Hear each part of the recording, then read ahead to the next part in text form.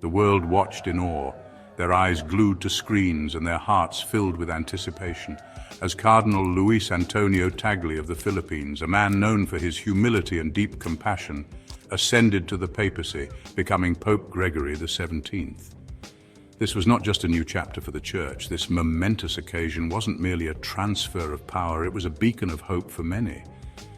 It was the realization of a prophecy whispered for decades within the Church, a prophecy that had long been a source of intrigue and speculation. The prophecy, shrouded in mystery and debated among theologians, spoke of a future leader who would guide the Church through turbulent times.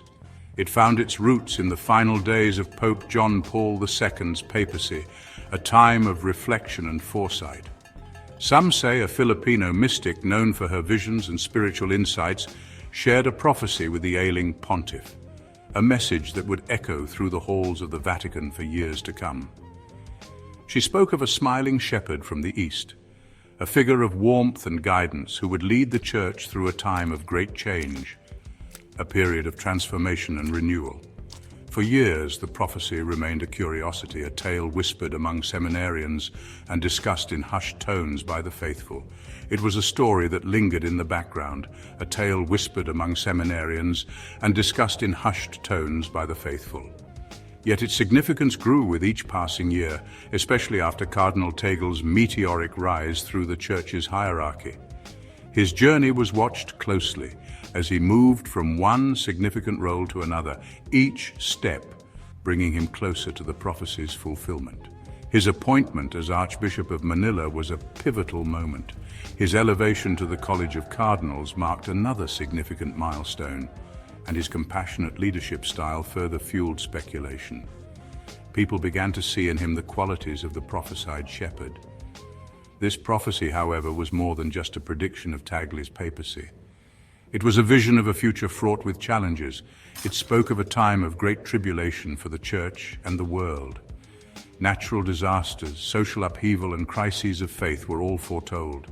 It spoke of division, of doubt, of a crisis of faith that would test even the most devout. The Church would face unprecedented challenges. The prophecy foretold that it was during this tumultuous period that the smiling shepherd would emerge, offering a message of hope, unity, and love. That the smiling shepherd would emerge, offering a message of hope, unity, and love. His presence would be a beacon in the darkness as Cardinal Tagle, now Pope Gregory XVII, stood on the balcony overlooking St. Peter's Square. The weight of the prophecy seemed to rest on his shoulders. Stood on the balcony overlooking St. Peter's Square, his gentle smile radiating a sense of calm and purpose. His gentle smile radiating a sense of calm and purpose. Many believed the prophecy had finally come to pass. Many believed the prophecy had finally come to pass. The crowd's reaction was a mix of joy and reverence, a collective sigh of relief and hope. The world held its breath, wondering if this humble man from the Philippines, with his deep faith and gentle demeanor, could indeed guide the Catholic Church through the stormy seas ahead. The journey was just beginning, and the world watched with bated breath. The papacy of Pope Francis was marked by both triumphs and tribulations. He was a pope of the people, known for his humility, his emphasis on social justice, and his outreach to the marginalized. From the very beginning of his papacy, he made it clear that his mission was to bring the Church closer to the people. He eschewed the traditional trappings of papal luxury, choosing instead to live in a modest guest house and drive a simple car. His travels took him to the farthest corners of the globe, where he met with the poor, the sick, and the forgotten. He visited homeless shelters, refugee camps, and remote villages, always bringing a message of hope and compassion. He embraced those who had been marginalized by society, offering them not just words of comfort, but tangible support and solidarity. His actions spoke louder than his words, and he became a symbol of the Church's commitment to social justice. He challenged the Church to confront its past mistakes, calling for greater transparency and accountability. He addressed the issues of clerical abuse head-on, implementing reforms to protect the vulnerable and hold perpetrators accountable. Yet his papacy was also tested by internal divisions and external pressures. the Church grappled with ongoing debates about its teachings on sexuality, marriage, and the role of women. These debates often led to heated discussions and disagreements within the Church hierarchy.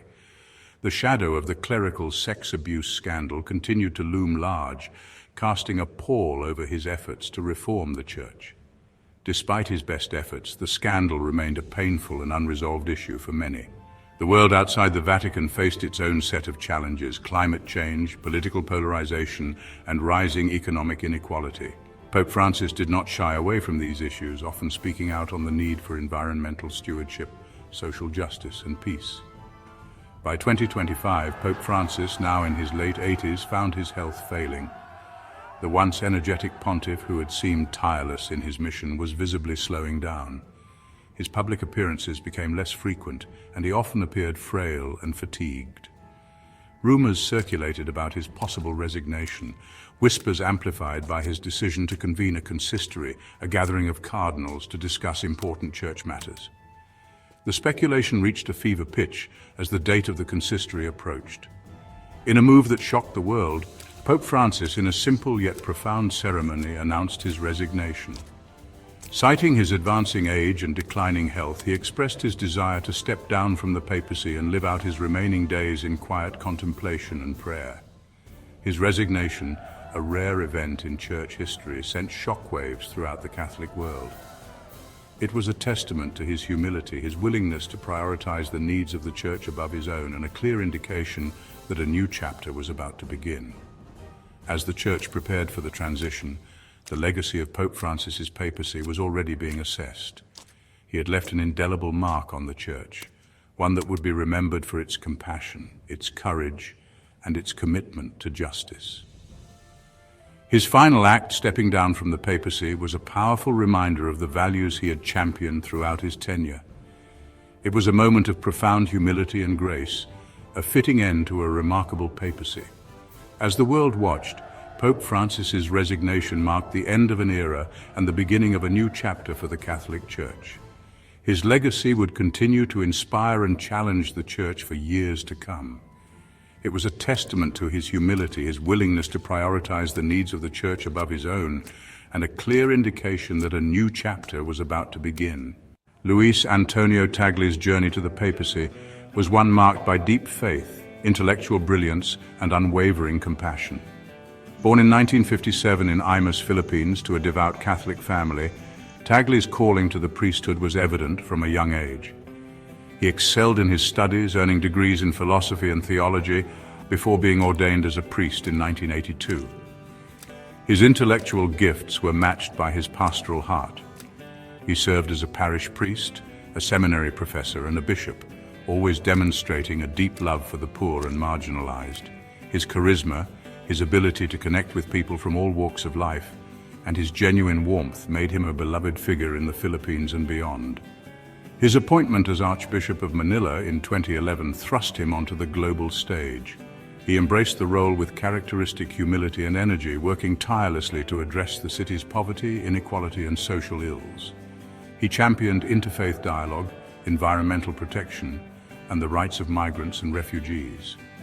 In 2012, at the relatively young age of 55, he was elevated to the College of Cardinals by Pope Benedict XVI. This appointment, seen as recognition of his leadership qualities and his potential, further fueled speculation about his future within the Church. The prophecy fulfilled a new era for the Catholic Church. The conclave that followed Pope Francis's resignation was a time of intense prayer, reflection, and discernment for the cardinals gathered within the Sistine Chapel. The atmosphere was thick with anticipation and the weight of responsibility. Each cardinal knew that their decision would shape the future of the Church for generations to come. The weight of history rested heavily on their shoulders as they sought to elect a leader who could guide the Church through a time of unprecedented challenges. The discussions were long and often intense as they debated the qualities needed in the next pope. They were not just choosing a leader, but a shepherd for over 1 billion Catholics worldwide. After several rounds of voting, white smoke billowed from the chimney atop the Sistine Chapel, signaling to the world that a new pope had been chosen. The crowd outside erupted in cheers, their faces lighting up with hope and curiosity about the new leader. The announcement of Cardinal Luis Antonio Tagle as Pope Gregory XVII sent shockwaves throughout the Catholic world. His name was not among the most frequently mentioned candidates, making his election a surprising and intriguing choice. For many, it was the fulfillment of the prophecy, a sign that God was at work in the midst of uncertainty. The faithful saw in him a beacon of hope, a leader who could bring a fresh perspective to the papacy. Tagle's election was historic on many levels. It was a moment that signaled a shift in the Church's direction, a move towards inclusivity and global representation. He was the first Asian pope in modern times, a testament to the Church's growing presence in the global South. This was a significant milestone, reflecting the changing demographics of the Catholic faithful. He was also relatively young for a pope, signaling a desire for continuity with the reforms initiated by Pope Francis. His youth brought a sense of vitality and a promise of long-term leadership. His election was met with a mix of excitement, hope, and apprehension. The faithful were eager to see how he would address the pressing issues facing the Church. Many saw in him a leader who could bridge divides, rebuild trust, and restore credibility to the Church. His compassionate nature and deep understanding of the faithful's struggles made him a relatable figure. Others worried that his relatively limited experience on the global stage might make him ill-equipped to handle the complex challenges facing the papacy. The concerns were not unfounded, as the role of the Pope is fraught with political, social, and spiritual complexities. However, there was no denying that his election marked a new chapter in the history of the Catholic Church. It was a moment of transformation filled with both promise and uncertainty as the Church looked to the future with renewed hope. A global shepherd, Tagle's vision for a united world. Pope Gregory XVII, in his first public address from the balcony of St. Peter's Basilica, spoke of his vision for the Church and the world. He emphasized the need for unity, dialogue, and compassion, calling on Catholics to be instruments of peace and reconciliation in a world torn apart by conflict and division. He spoke of the Church's role as a beacon of hope, a sanctuary for the poor and marginalized, and a champion of social justice. He reiterated Pope Francis's call for a poor church for the poor, urging Catholics to prioritize the needs of the most vulnerable. He challenged the Church to confront its past mistakes, particularly in the area of sexual abuse, calling for greater transparency, accountability, and healing. He emphasized the importance of environmental stewardship, urging Catholics to be responsible caretakers of God's creation. His vision extended beyond the walls of the Church. He called for greater interfaith dialogue and cooperation, recognizing the importance of working together to address common challenges such as poverty, climate change, and religious extremism. He advocated for the rights of migrants and refugees, urging nations to welcome the stranger and to build bridges of understanding and solidarity. Please subscribe to our channel History Documentary Hub for more insightful videos and intriguing content.